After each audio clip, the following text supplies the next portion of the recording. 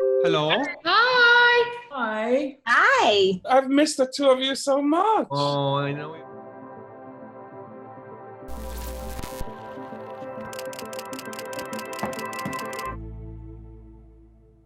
We're launching a collection. Yeah, so I mean, this collection started. I mean, I think we spoke to you in the very beginning, right when things shut down. And I think the first 2 months were really just focused on like, how do we keep our business afloat and make it through this crazy time? What do we need to do to kind of get through it? And then kind of once we kind of got our ducks in order, that's when we started working on this collection.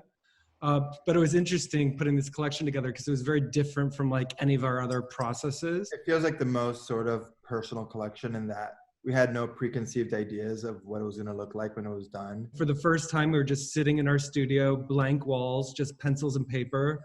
And, I'm at one end of the table and Lazar's at the other. And we just started sketching from our heads and just kind of riffing off one another and building the collection, like kind of in the purest way we've ever done it. It's very interesting talking to designers over the last few months, how many people were conscious of creating a document that reflected the moment, that actually they were very, very keen on very aware of the fact that everything had this significance, this strange significance at this extraordinary time, this unprecedented time, so that everything you did had a different kind of weight. For us, we wanted things that really felt good.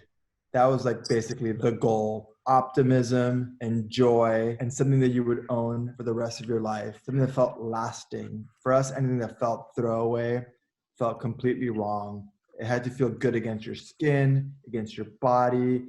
It had, there was no heels. It was all flat shoes, longer lengths, just sort of ease of wearing. We wanted something that made women's lives easier in every sense of the word. Like our jobs as designers, as it is yours as an editor, is kind of to predict what the future is going to look like 6 months from now when we're delivering this thing. And never has it kind of felt so uncertain. Like, what are women's lives going to be like? What are they going to be needing? What are they going to be desiring? So we really just want to infuse the collection with this sense of optimism. I mean, that was the most important thing that we brought forward into this. I mean, why do it as a book to sort of preserve this moment, or do it as a book? For us, the idea of the physical and the object and having something that we just didn't want whatever we did to kind of disappear, to just kind of be this thing that was ephemeral and disappeared into the ether the minute it was over. I have to say, I mean, I love the collection, and I liked it on a number of levels. One, I just felt like, it had the Proenza Schouler thing, but it also felt like a nice stride, a couple of good strides ahead. I mean, it tells a nice urban story in a weird way. And because it's like, here's your pantsuit. Here's your t-shirt, which is a really cool t-shirt, the one with the circle in the back. And then in the midst of all that, you've got this skinny silhouette, this long and lean silhouette. I mean, not skinny in that it's only for super skinny people, hardly. I felt like, oh, this is so nice to see, because we've seen a lot of weird volume all season. I think there was also something really freeing about knowing that we weren't going to have a show. I think in seasons past, we always toyed with the idea of like, let's skip a season. Let's get off this hamster wheel for a second and do something new, explore a different medium. We always looked up to people like Azadine, who would kind of put something out as he had something to say, and you never know if something was going to pop up or not pop up. It gives a lot of cover to try things, I think. For us, it was a creative breakthrough somehow. Like we feel this need to every season reinvent the wheel in terms of the materiality has to be completely different season to season. I love that you did a book. I thought it was so, all the things that you just said, that idea, in every Zoom meeting, everyone's curating the books behind them, aren't they? So it's a thing, so you can leave it and come back to it, and it doesn't demand, it's a different interaction. Totally. Yeah, you never throw away a book that you've been given. It'll sit on your bookshelf, on your coffee table. It's just this lasting document of a moment. And then we wanted the contents of the book to also sort of reflect capturing a moment. And so that's when we hired Daniel Shea. Daniel Shea is like this really cool young photographer. And he's an artist. He also does some fashion work, but his primary work is is art focused, and he does these really beautiful cityscapes.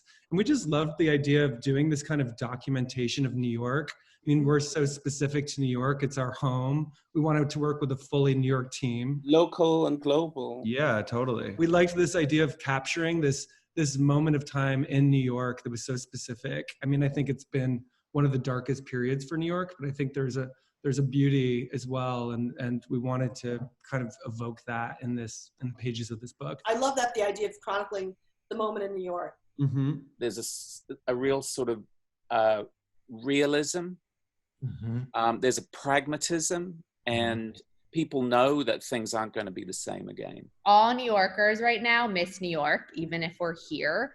Like, I feel like I go outside and I'm like, oh my God, like, where's my city, and where are the places I love? And then you see your book and you remember why you love the city so much and all the things about it, that why we live here, you know, and I think it'll come back, but it sort of reminds me of old New York. You know, in a way, the way we laid it out, it sort of starts in the morning, like it's sunrise to sunset. So in many ways, a day in the life of our woman. I love that all the pictures, both the landscapes and the fashion pictures, they feel like they're not trying. They feel like you're capturing a woman wearing the clothes because she's wearing them, not because she's a model dressed in them. And there's something so nice about that and so real about the book. And I really love the reality of this book. New York's coming back. I think it's almost like a benchmark of design and the simplicity of things, but I wouldn't call it simple, and I wouldn't necessarily I know what you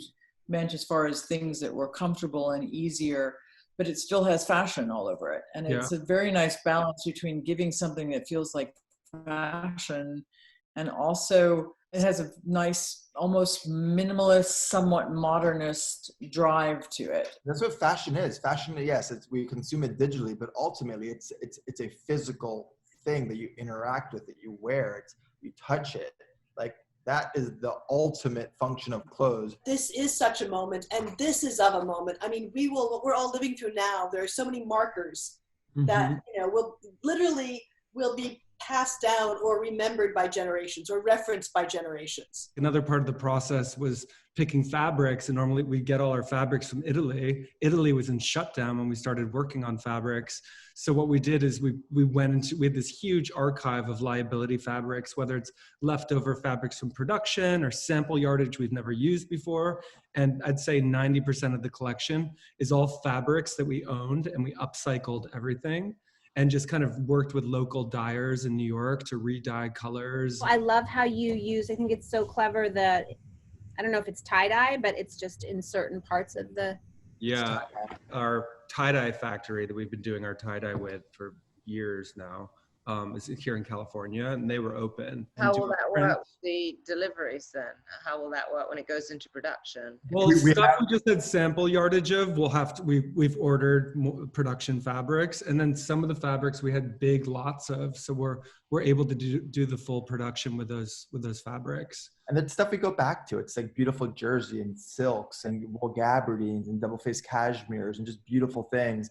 We're like, why aren't we going back to these things? So that was our starting point. It was really freeing, and it felt really modern to us to kind of just go back to that stuff and use that stuff and treat it in a new way. It's nice to sort of keep the things that Jack was talking about, like all the things like, you know, what you wanted to do that was sort of different, and starting with a kind of clean slate and relying on the fabrics that you had.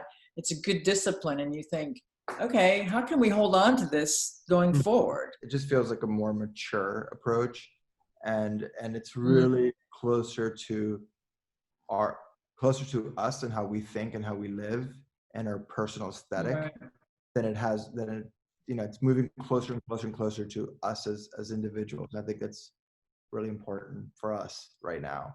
It's got to feel personal, because if we love it, you know, we could assume that other people will also sort of feel for it if we feel for it. I know how hard it's been to, you know, get shoots done, do anything in the middle of a pandemic. How did you pull off doing this amazing book and shoot, you know, during lockdown?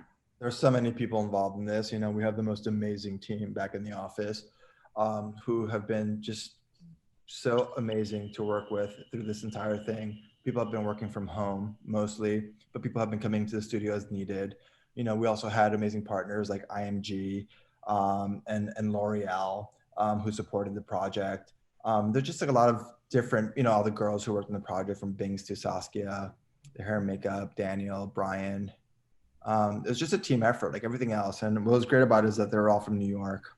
And it was like a fully New York team. And that was really important to us from the very get-go, that everyone involved in this was New York. So we're super thankful for all those people. Congratulations. It looks great. Congratulations. Oh, thanks, Katie. I love this collection so much. Guys, this is really beautiful. Congratulations. Once again, making New York proud. All right, love you, Good Edward. to see you guys. Good to see you. And nice talking with you guys. Bye. Bye, you guys. Bye. Bye. Take it easy.